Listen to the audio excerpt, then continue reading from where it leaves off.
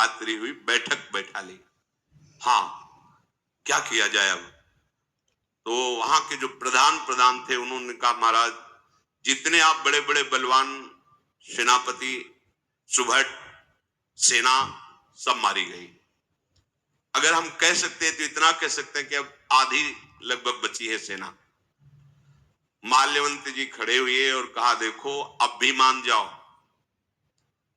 ये रावण के नाना हैं माल्यवंत, और मंत्री भी हैं। उन्होंने कहा, मैं आपके लिए बहुत मंगलमयी सीख दे रहा हूं। जब ते तुम सीता हरियाणी, असुगुन होए न जाहि बखानी।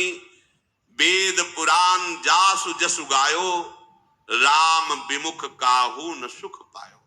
मेरी बात मान ले रावण, जब से तुमने सीता का हरण किया तब से सर्वनाश प्रारंभ हो गया है। वेद पुराण जिनका यश गाते उन भगवान श्री हरि से वैर करके विमुख होकर कोई भला सुख प्राप्त कर सकता है? अरे जिन्होंने वाराह रूप धारण करके हिरणाक्ष को मारा, भयंकर नरसिंह रूप लेकर हिरण्यकश्यप को मारा, वही भगवान हैं। तुम इनसे पार पा सकते हो? अरे साक्षात काल के भी महाकाल है। दुष्टों के समूह को भस्म करने के लिए इन्हें बानर भालू की जरूरत नहीं है। ये तो लीला कर रहे हैं। भगवान शिव और ब्रह्मा जी भी जिनके चरणों की सेवा करते हैं, उनसे वैर कैसा रावण? वैर छोड़ दे, मेरी बात मान ले, श्री सियाजू को सादर वापस कर दे। कृपा निधान श्री राम परम स्नेही है, अब भी तुम्हें क्षमा कर देंगे। रावण भयंकर क्रोधित हो गया और उसने कहा, इस अभागे का मुंह काला करके मेरे सामने से निकाल दो। यदि बूढ़ा ना होता, मेरा नाना ना होता तो अभी इसको मार देते। निकालो इसको हमारे सामने से।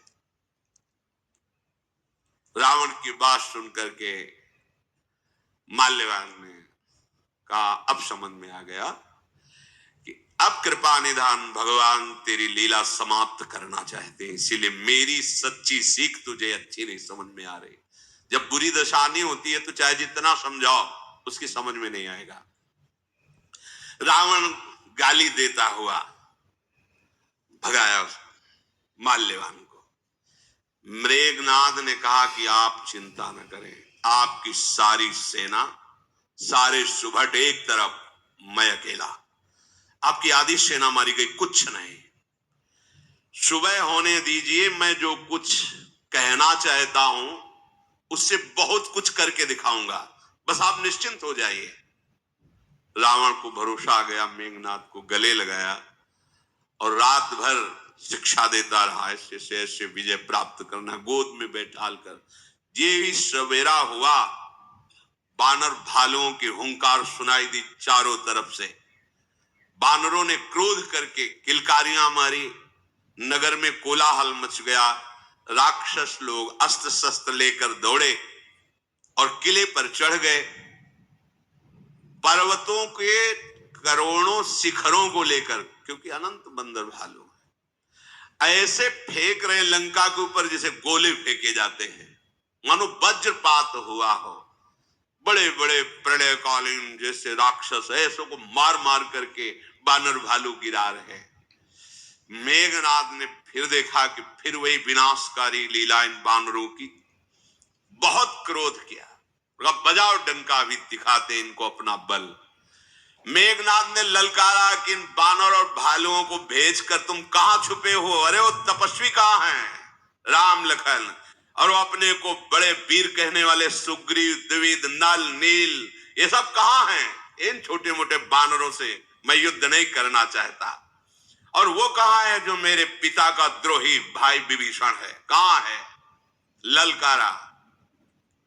मैं विभीषण को, इस दुष्ट को अपने हाथ से काटूंगा। मेघनाद ऐसा, और हर बानर भालू की खोपड़ी में 10-10 बाण मारे, केवल प्राण नहीं निकल रहे। कोई सेना में ऐसा बकाया नहीं रह गया। मेघनाद की फुर्ती और अस्त्रों का संचालन गरजता जा रहा है। इनको क्या मारना? कहां है सुग्रीव, कहां है राम, लक्ष्मण, नील, नल, द्विविद, ये कहां है? हर बानर भालू को ऐसे 10-10 बाण। कोई भी ऐसा बानर भालू ने सो कपि भानु न रन मह देखा, कीने से जेहि न प्राण अवशेष, केवल प्राण रह गए। 10 सर सब मारे परेश भूमि कपि वीर, सिंहनाद करि गर्जा मेघनाद बलधीर। कोई सीधे खड़े होने लायक नहीं रह गया। बानर भालू 10 बाण सबको मार के व्याकुल कर दिया और गर्जना की, कहां है राम, कहां है लक्ष्मण। हनुमान जी ने देखा कि ये तो फिर काल के समान पूरी सेना का संहार कर रहा है। एक बड़ा भारी पर्वत उखाड़ा और मेघनाद पर छोड़ दिया। पहाड़ को आते देखकर वो मायावी अंतर ध्यान हो गया, पर रथ सारथी घोड़ा सब चकनाचूर हो गए। हनुमान जी ने ललकारा, सामने आ, मायावी तो छुप छुप कर युद्ध करता है, मेरे सामने आ। वो अंतर ध्यान होकर राम जी के पास पहुंचा जहां भगवान विराजमान थे।